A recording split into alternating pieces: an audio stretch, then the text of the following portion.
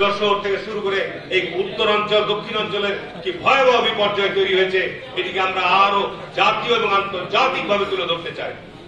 আপনারা তো পরিষ্কার যে ভারত আমাদের, যদিও যারা বলে ভারত আমাদের বন্ধু, প্রকৃত আমাদের বন্ধু নয়। যদি আমাদের বন্ধু হতো তাহলে আজকে যারা গণহত্যা চালিয়েছে তাহলে বাংলাদেশের কাছে তারা ফেরত দিত।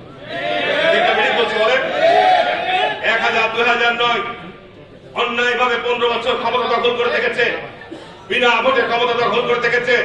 এদেশের মানুষের ভোটের অধিকার নষ্ট করে নাই, এদেশের সাংবিধানিক প্রতিষ্ঠানগুলোকে ধ্বংস করে দিয়েছে, এদেশের গুমের সংস্কৃতি চালু করেছে, বিচার বৌদ্ধ হত্যাকাণ্ড চালিয়েছে, এদেশের গণতান্ত্রিক প্রতিষ্ঠানগুলোকে ধ্বংস করে দিয়েছে।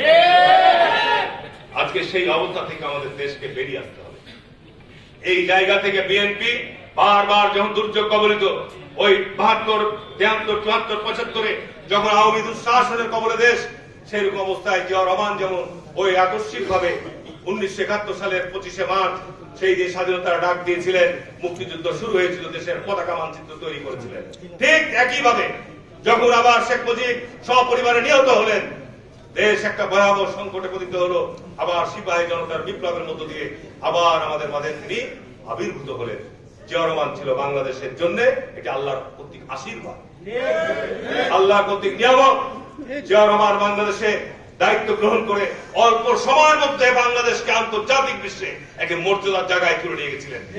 একটি গণতান্ত্রিক বিশ্বে বাংলাদেশকে একটি গণতান্ত্রিক রাষ্ট্র হিসাবে উনি বহুদলীয় গণতান্ত্রিক পথ প্রবর্তন করেছেন।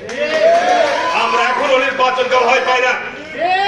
অন্তর্বর্তী সরকারের কাছে স্পষ্ট বলতে চাই, ক্ষমতায় আছেন, প্রধান দায়িত্ব এবং কর্তব্যই হচ্ছে নির্বাচন অবাধ এবং সুষ্ঠুভাবে আয়োজন করা। এইটা করতে যদি ব্যর্থ হন তাহলে আপনাদেরকে ইতিহাসের কাঠগড়ায় দাঁড় করানো হবে, আপনাদেরকে বিচারের আওতায় আনা হবে। আজকে যে জাতীয় ঐক্য কমিশন যে স্বাক্ষর করা হয়েছে, সেটিকে কোন ক্ষমতা বলে আপনি পরিবর্তন করেন? কিভাবে পরিবর্তন হতে পারে? এটা একটি দলিল চুক্তি স্বাক্ষর হওয়ার পর কোন আইনে নাই, কোন ক্ষমতা বলে প্রধান উপদেষ্টা আপনার সভাপতি হলো এটি পরিবর্তন করতে পারেন না। তাহলে জাতীয় ঐক্যমত্যের কমিশনের আলোচনা কি হয়েছে? 1 বছর ব্যাপী এত আলোচনা, এত পর্যালোচনা, এত কিছুর পরেও আনুষ্ঠানিক ভাবে জনসম্মুখে স্বাক্ষর হওয়ার পরেও যখন সেটিকে প্রকাশ করতে যাচ্ছেন, সেখানের মধ্যে কেন গরমিল থাকবে? যে কারণে আজকে এই জাতীয় ঐক্যমত কমিশন মধ্য দিয়ে আমাদের মধ্যে কি জাতীয় বিভেদ তৈরি করা হচ্ছে, আমাদের মধ্যে কি জাতীয় অনৈক্য তৈরি করা হচ্ছে, বিশেষ কোন রাজনৈতিক গোষ্ঠীকে সুবিধা দেওয়ার জন্য সমস্ত করা হচ্ছে।